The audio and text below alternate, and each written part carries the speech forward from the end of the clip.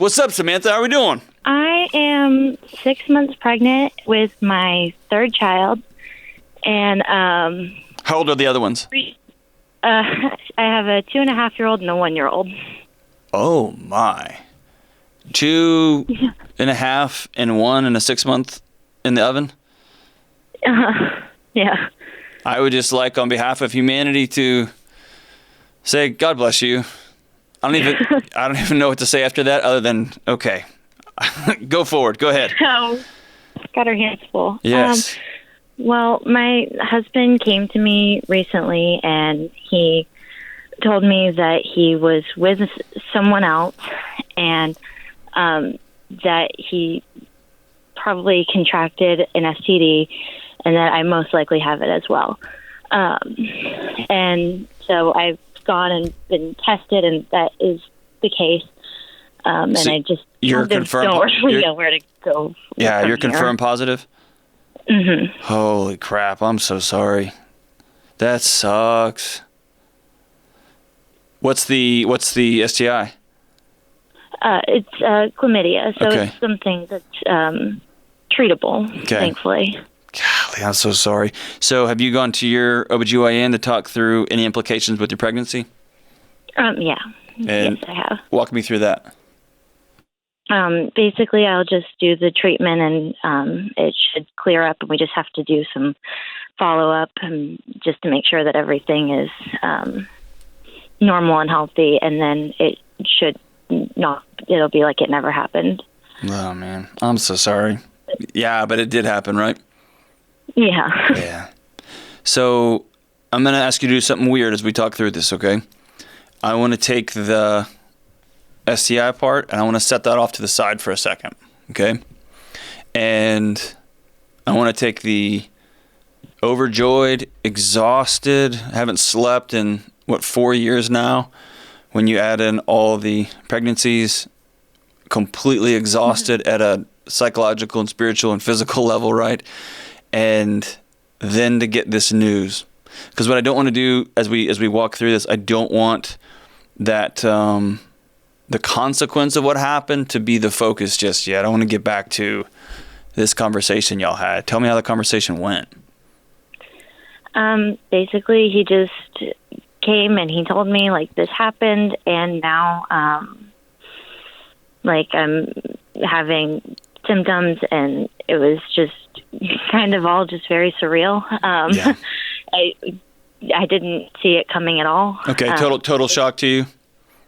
Oh, yeah. I mean, I would have never guessed in a million years that he would have done something like that. And so, how can I help? There's so much here. How can I help? I mean, it just, I know, like, my family is like, well, like, obviously, like, you leave, and, like, of course, and, you know, they're like, and I mean, that's not necessarily, like, the thing that I want. I came from a very broken family, and I didn't want my kids to be raised in that. I didn't want them to ever feel that, and so now I've just got a very big decision of where I go from here. Yeah. What do you want to do? Forget what your parents and your family and all the people telling you what you're going to tell you. You're going to have people that will sit you down and buy you a cup of coffee and look you in the eye and say, I know this is heartbreaking, but you and your husband have a future together. You're going to get through this if y'all both want to, and you can do the hard work. And then you're going to have somebody call you and be like, oh, you're just going to be a cuckold for the rest of your life. You're just going to let him do that. You know what I mean? So forget all those voices. And also forget and this is going to sound ridiculous, forget the fantasy that you had about, I want my kids to have this because I had another picture, right? I had another experience in my life, so I painted this picture that's going to happen no matter what, because that might encourage you to drag yourself through mud that you don't need to go through, right? What do you want to do? Put all those things down and just talk to me directly. What do you want to do? I mean, I do want to work things out. Like, you know, I still love him, and he said it was a one-time thing, and I genuinely believe that it was. Mm-hmm.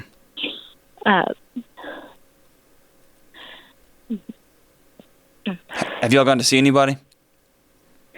No, I've got some it's coming up scheduled. Okay.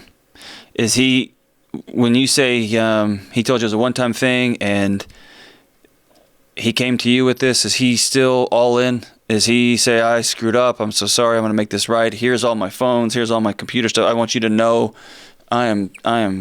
this is an accident, it happened, and I'm going to do anything it takes to repair this, and not even repair, to rebuild. You got to rebuild something new now, right? What's his heart and space on this? He's just, apologizing to me about like 5,000 million times a day, and he called a marriage counselor and just tried to get everything hooked up, and he's trying, and he's, like, you can track me, here's all my passwords, here's all my everything, and so you believe him? As much as you can, right? I mean, after, that's like, you've had like the deepest violation hurt, right? And so I know that sounds trite, be like, all right, cool, you ready to get back on that horse and ride again? I get that. But your gut tells you. But I genuinely just, I hope, in my gut, I feel like it really was just a single incident. Okay. So here's the thing. You owe nobody an explanation for choosing to stay with him. You owe nobody an explanation for choosing to give it a shot, to try.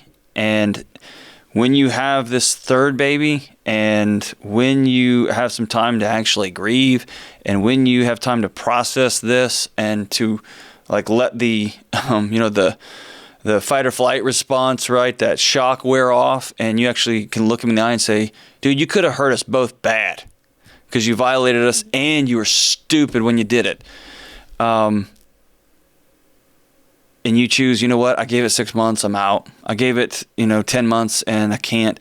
You don't owe anybody an explanation then. And if you choose to bail tomorrow, you don't owe anybody an explanation for that, okay? I want you to feel free from that. And everybody's going to have an opinion. Remember when you first got pregnant the first time? How many stupid advice droplets, that sounds like a sneeze, but it's basically what it is. It's just snot. Everyone stopping like, okay, make sure you've got somebody to text and make sure this, and you should use this route. Remember those days? Oh, yeah. That's what's coming, except 10 times worse, because everyone feels on moral high ground on this one. So they're all going to give you their, girl, it's coming, dude. So, I always thought it would be a no-brainer for me, and I was like, that's an obvious, like, I'm out. Like,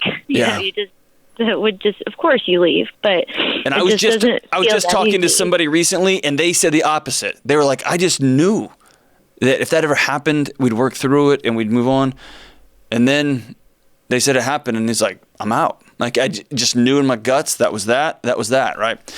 So here's a couple of things I'll recommend. Number one is you've got to have somebody privately that you can grieve this with, okay? I can hear it in you. Like, this is an existential thing. This is a thing you swore would never happen. This is a thing you've probably leaned really hard into making sure that your family stayed together. This is a what I call like a grave soul injury, and not in a overly spiritual kind of way, but this is something that rocks people to their absolute core, okay? So yes, you need to go to marriage counseling. Y'all got to work on that immediately, but you need somebody that you can talk to privately as well, okay? The second thing is this. You can't recreate what was now. You've got to build something completely new. The language that they use that I love, the metaphor that I use all the time is this. When the Twin Towers fell down, they couldn't sweep up all that glass and steel and metal and tape it and glue it all back together and recreate those towers. They had to excavate the whole site, throw that stuff in the dump, and build something completely new. And what they built new is beautiful and stunning and extraordinary and strong and will last for hundreds of years. But you had to do the hard work of getting architecture designs and engineering and redo the whole thing, okay?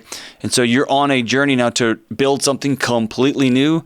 And what I see happens with couples a lot when they're trying to recover from some sort of violation like this is they try to get what was back, and that you can't, and so you end up feeling like you're failing instead of saying, okay, that's over, We are now starting again, and we're going to have to rebuild something completely new. And I know that's exhausting and hard. Not the thing you want to do with 3 kids under 3, right?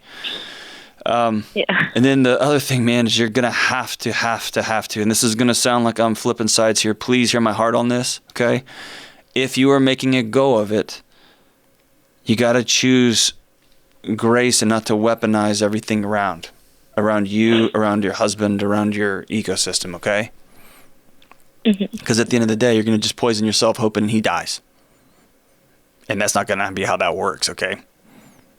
Okay. I'm heartbroken for you. So I just gave you some things that, like, here's what it's going to look like to rebuild. And you're talking years, okay? You're talking months and years. This is a big deal.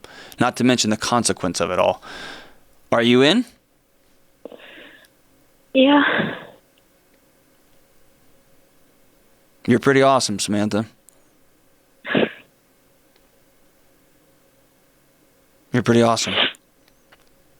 I know this sucks and I know this hurts. I'm so sorry for you.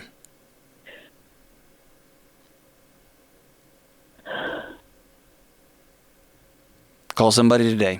Somebody that's not going to give you advice, that's not going to overwhelm you with, well, you know what you should. Somebody's just going to be with you and listen. And if that's a professional, great. If you got that friend, great. I'm so sorry. I wish I could end this call on a positive note. Everybody go get them. Rock and roll and fireworks. But this just sucks. Folks, remember, man, your actions. My dad used to say it's like throwing a rock in the lake. And those ripple effects, they end up on shores way far away. You threw that rock right over there, man, but it ends up affecting the shoreline way across the other side. And I know being married with young kids is really hard. And I know being married with young kids is lonely. I know I can't even imagine. I can't wrap my head around 3 kids under the age of 3. That's Disney World and a circus in a really small space. But man, stay true. Don't cheat. Stay true. Stay true, man. Don't cheat. Stay true.